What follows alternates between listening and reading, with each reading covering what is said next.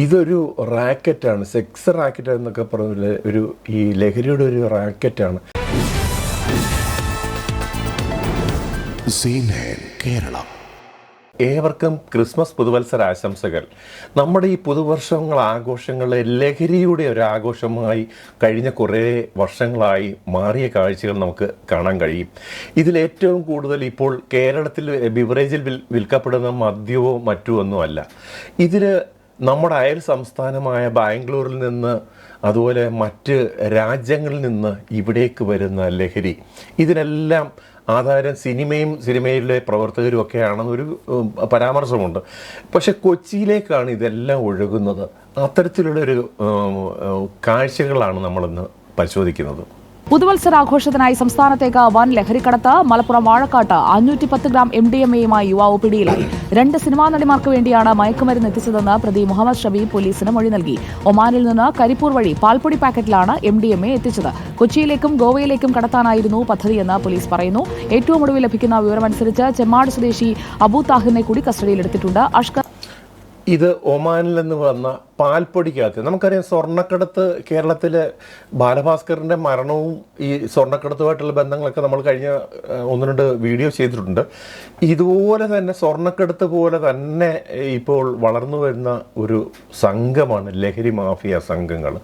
ഇവരുടെ പ്രവർത്തനം കേരളത്തിൽ വല്ലാതെ അതിക്രമിച്ച്, അതായത് നമ്മളുടെ യുവത്വങ്ങളെ നശിപ്പിക്കുന്ന, കുട്ടികളെ നശിപ്പിക്കുന്ന ലഹരി ഇവിടെ കൊണ്ടുവന്ന് ആദ്യം സൗജന്യമായിട്ട് കൊടുക്കുകയും അതിനുശേഷം അതിന് അഡിക്റ്റായി കഴിയുമ്പോൾ അവരുടെ നിന്ന് കുളം തൊണ്ടരുന്ന രീതിയിൽ പൈസ വാങ്ങിക്കുകയും ആ കുടുംബം നശിപ്പിക്കുകയും ചെയ്യുന്ന കാഴ്ചകളാണ് ഇപ്പം നമുക്ക് ഈ പുതുവത്സരവുമായി ബന്ധപ്പെട്ട് കേരളത്തിലേക്ക് വൻ രീതിയിലാണ് ഈ ലഹരി. ബംഗളൂരിൽ നിന്നും ദിനം പ്രതി എത്തുന്ന 100-ലേറെ ബസ്സുകളിൽ ഒളിപ്പിച്ചു കേരളത്തിലേക്ക് കോടികളുടെ രാസലഹരി കടത്ത് നടത്തുന്നു എന്നാണ് അന്വേഷണ സംഘങ്ങൾ പറയുന്നത്.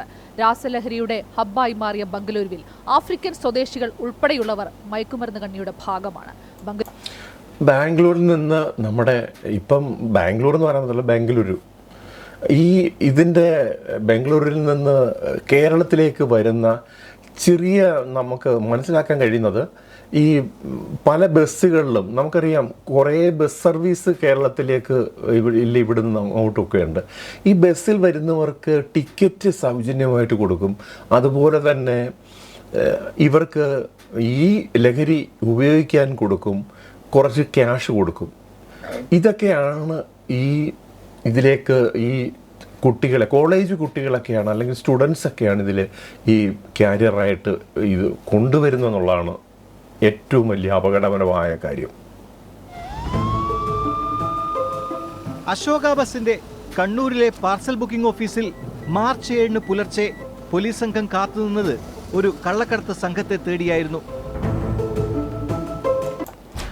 ഈ പോലീസും ഇവിടുത്തെ നിയമവകുപ്പും ഒക്കെ ഓണം, ഈ പുതുവത്സരം, ഇങ്ങനെയുള്ള ആഘോഷങ്ങളൊക്കെ വരുമ്പോൾ മാത്രമാണ്, അല്ലെങ്കിൽ ഇവർക്ക് എന്തെങ്കിലും ഒരു ഇൻഫർമേഷൻ കിട്ടുമ്പോൾ മാത്രമാണ് ഉണർന്നുള്ള ഇവരുടെ പ്രവർത്തനം നടക്കുന്നത്. പക്ഷേ ഇതിന് എവിടൊക്കെ കേരളത്തിൽ നമുക്കെല്ലാം അറിയാം ഏത് രീതിയിലാണ് ഇന്ന് സ്കൂളുകളിൽ പോലും ലഹരി സംഘങ്ങൾ പ്രവർത്തിക്കുന്നുണ്ട്.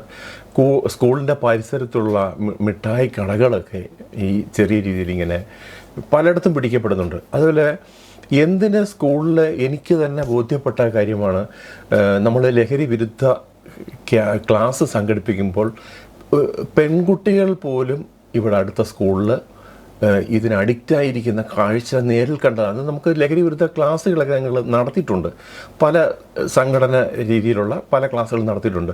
പക്ഷേ ഇതൊന്നും വില പോകില്ല. ഈ ഒരു ക്ലാസ് കൊണ്ടോ അല്ലെങ്കിൽ ഇവരെ വിളിച്ച് ഉപദേശിച്ചുകൊണ്ടോ അല്ല, ഇതിന് മുന്നിട്ട് നിൽക്കേണ്ട അവരുടെ കുടുംബാംഗങ്ങൾ തന്നെയാണ്. അച്ഛനും അമ്മയും സഹോദരങ്ങളും അല്ലെങ്കിൽ അവരുടെ കുടുംബത്തിലുള്ളവർ, ആ കുടുംബത്തിലെ ഒരു കുട്ടിക്ക് അവരെ അങ്ങേയറ്റം വാച്ച് ചെയ്ത് ഇതിലെന്തെങ്കിലും ആദ്യഘട്ടത്തിൽ നിന്ന് ഇതിൽ നിന്ന് പിന്മാറാൻ സാധിക്കത്തക്ക രീതിയിൽ അവർക്ക് വേണ്ട കാര്യങ്ങൾ ചെയ്തവരെ വഴി മാറ്റുകയാണെങ്കിൽ അതായിരിക്കും ഏറ്റവും ചെയ്യുന്നത്. അല്ലെങ്കിൽ ഈ നിയമം പോലീസും ഒക്കെ ചെയ്യുന്നതിനൊക്കെ ഒരു പരിധിയുണ്ട്, അല്ലെങ്കിൽ കണ്ടുപിടിക്കുന്നതിന് പരിധിയുണ്ട്. പലതും ഇതിൻ്റെ പീക്ക് ടൈമിൽ എത്തിക്കഴിഞ്ഞായിരിക്കും ഇത് കണ്ടുപിടിക്കാൻ പോലും വീട്ടുകാർക്കോ അല്ലെങ്കിൽ സമൂഹത്തിനോ പോലീസിനോ ഒക്കെ കഴിയുന്നത് എന്നുള്ളതാണ് സത്യം. ഉച്ചയായപ്പോൾ ആ പാർസൽ വാങ്ങാനെത്തിയ ആളെ കണ്ട അന്വേഷണ സംഘം അമ്പരന്നുപോയി. ഒരു സ്കൂട്ടറിലെത്തിയ ബൽക്കീസ് എന്ന വീട്ടമ്മയായിരുന്നു 3 കോടി വില വരുന്ന MDMA കൈപ്പറ്റാനെത്തിയത്. സ്ത്രീകൾ പോലും ആ ഒരു ബൽക്കിസ് എന്ന് പറഞ്ഞൊരു ലേഡി അവരുടെ കൂടെ ഒരു സ്ത്രീയുമായിട്ടാണ് ഈ ലഹരി വാങ്ങിക്കുന്നത്. ഇത് ബാംഗ്ലൂരിലെ കാഴ്ചയാണ്.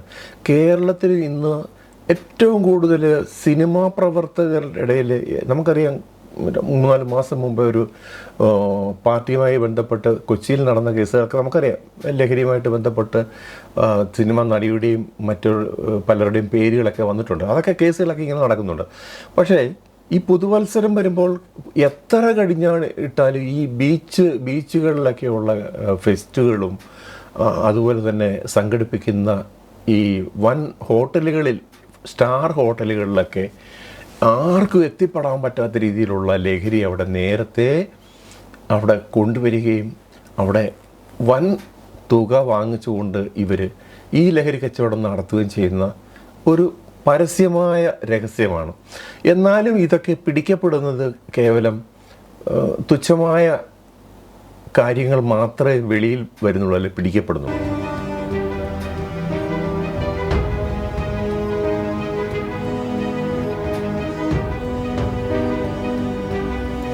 ഇതൊരു റാക്കറ്റാണ്, സെക്സ് റാക്കറ്റ് എന്നൊക്കെ പറഞ്ഞ ഈ ലഹരിയുടെ ഒരു റാക്കറ്റാണ്.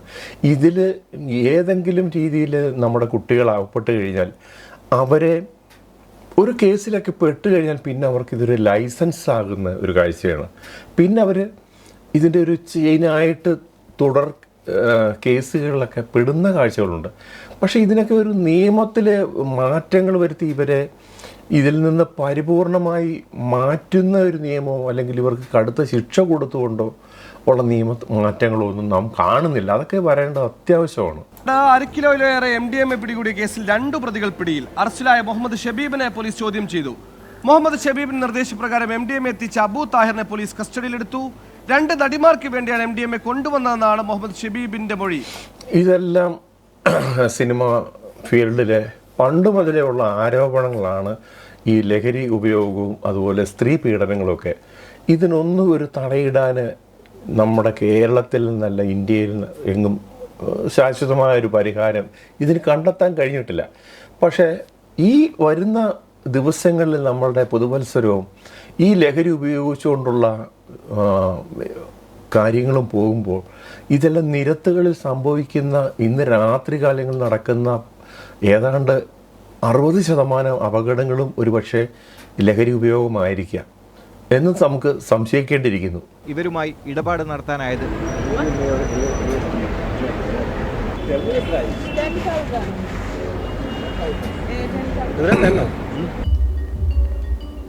4 ഗ്രാം MDMAക്ക് 10,000 രൂപയാണ് ആവശ്യപ്പെട്ടത്.